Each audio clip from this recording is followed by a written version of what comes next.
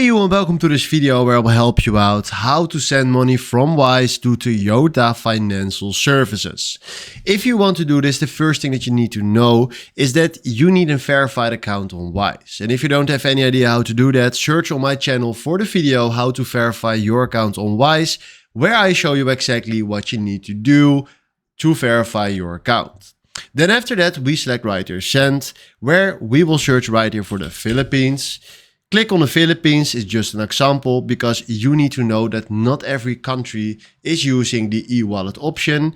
And then we fill in right here 100 euro. Then we click here on add recipient. Then we select right here e-wallet. And then we go to myself or someone else. So decide if you want to transfer money to yourself or someone else. So we do someone else.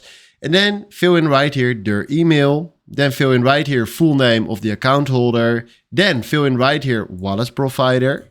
And we can do that by clicking on it, scroll down and fill in then Toyota Financial Services.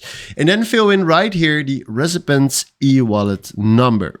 Please do this very carefully because otherwise if you make a mistake, it won't receive.